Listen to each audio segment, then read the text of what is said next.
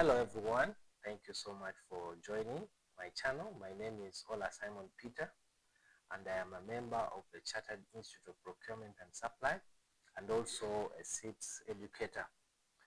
This channel will basically focus on how to answer constructive responses. It has been a challenge for many students worldwide because it requires you to generate ideas and apply the knowledge you have in your working environment. But we shall also see how you can be able to get it right the first time. You don't have to sit for this subject more than once, ladies and gentlemen.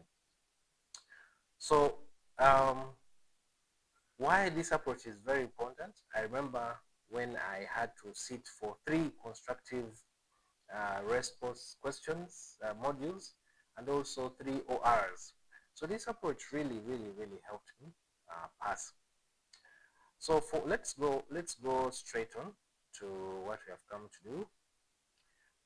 For those who have not yet sat constructive responses modules, a constructed response question requires you to construct your own answer rather than simply selecting an answer from given options. So it is not like an OR where you'll have the questions or answers already typed for you and then you can choose. But this one, you have to use the working environment, try to apply what you have learned from the different modules, and also relate it to the question. And this is where it becomes challenging for most students. So constructive responses, therefore, we shall see that it requires you to understand what the question is asking for. And also you identify the important requirements. What does the examiner want? You also have to explain relevant concepts, apply your knowledge to the situation, and demonstrate the implication or benefits of your answer in relation to the question of a study, and also make an effective conclusion. So this is what is entailed in a constructive response. But in this channel, we are going to break it down and see how we can put all this into application. So let's go on. The first one, before you write a constructive response, before even we read the question very well, it would require you to calm down. When you now go to the examination room, sit down and calm down. Breathe in and out. It helps a lot. It also helps in passing. Okay, it helps you to remove the tension that you already have. Okay, before the question, you start the module answering, writing your exams. So once the time clocks, what you can do is, the first one, read the question very carefully. When you receive the question paper, don't immediately start writing. Some students immediately, once they get the question, they read it once and immediately start writing. No, read the question more than once and ask yourself, what exactly is the examiner asking me to do? Okay, now there are key words in your question that you must look for. Command words, for example, I've just highlighted a few there: explain, discuss, evaluate, analyze, and identify, and assess. So these are some command words that may come in each question, but we shall look at these more in detail on what to do when you see the word explain or discuss. How do you present your answers? So we shall see that in detail. Now, number 2 is identify the key requirements, the key points. Identify the key points that you need to address. You list them down. Okay, you have to list down the points. If now you've understood what the question wants, list down the points. Now, for example, let's look at this question here. Discuss any one or any tool that an organization can use to understand or manage its portfolio. For those of you who are doing level 6, okay, level 6M2, which is a headache to many candidates. Many candidates have actually failed. We shall also go through level 6M2 together. We shall prepare together and continue learning together. So if you're with me, you can continue to follow for more updates. So let's look at that question. Discuss one or any tool that an organization can use to understand or manage its portfolio. It can be any question. For example, any tool that an organization can use to scan or understand its environment. Okay. Now for this particular channel, let's learn about the portfolio. Now we know there are very many tools that an organization can use. We have what we call the BCG, growth share matrix. We have the parenting matrix or Kachuru parenting matrix. We have the differential policy or the GE McKinsey matrix. So these are the points that you could have come up with. Okay. Now the question wants you to discuss one or any tool, meaning you can just choose any of the tools there and we discuss.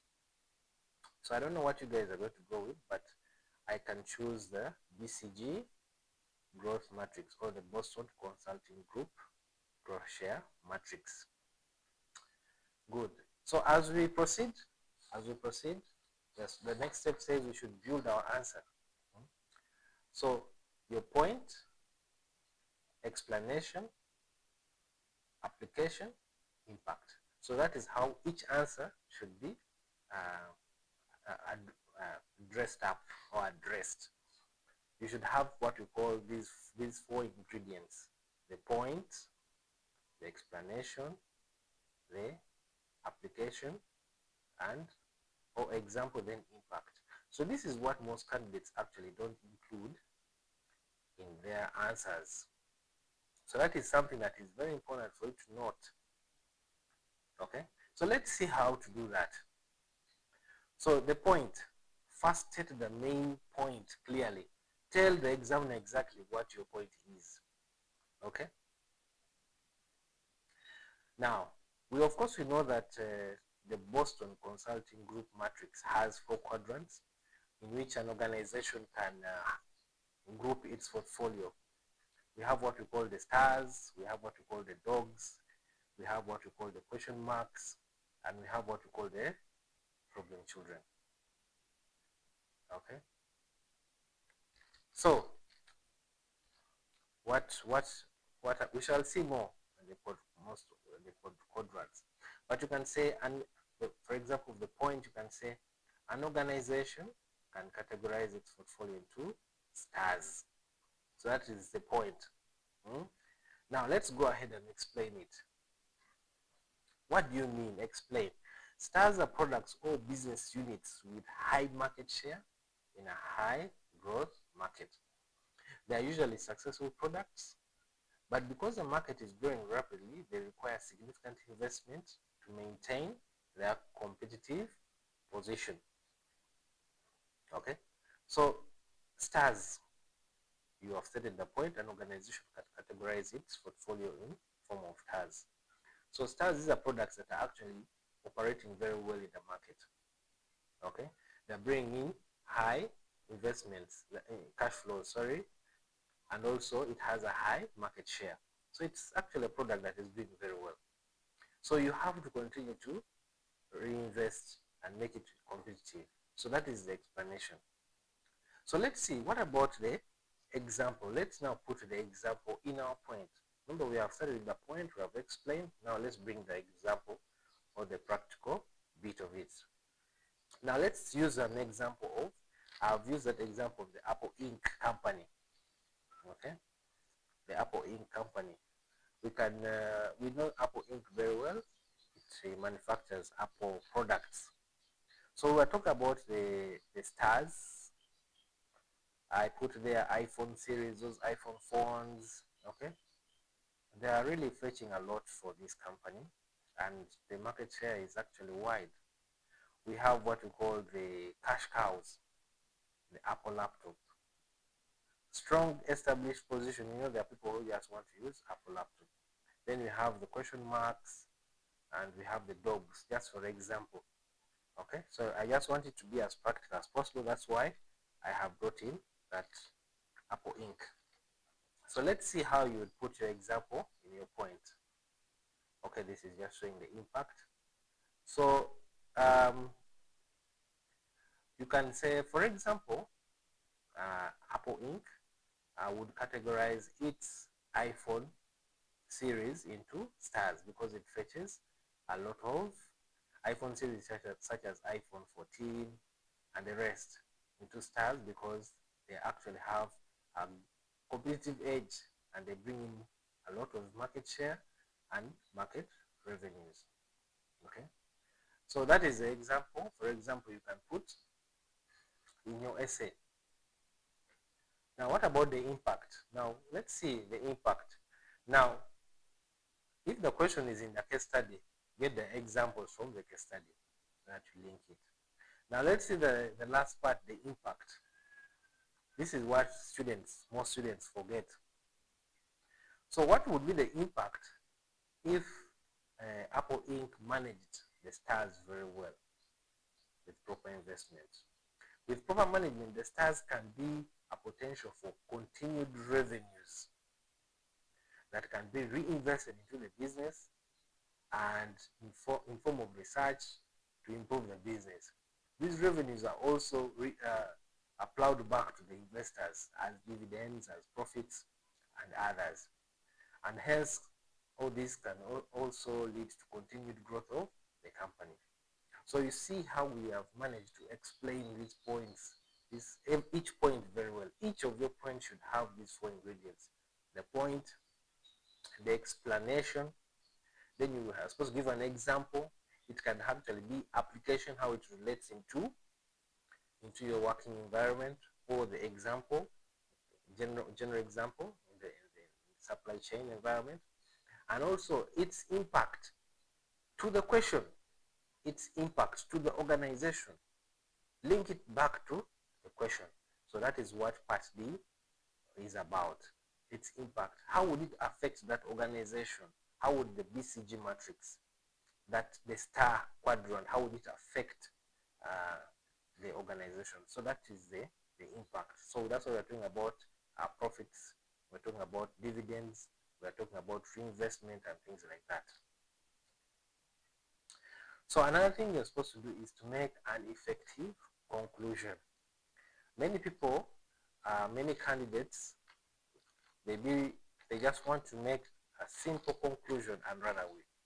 And this is where you make an effective and you stand out as an effective candidate.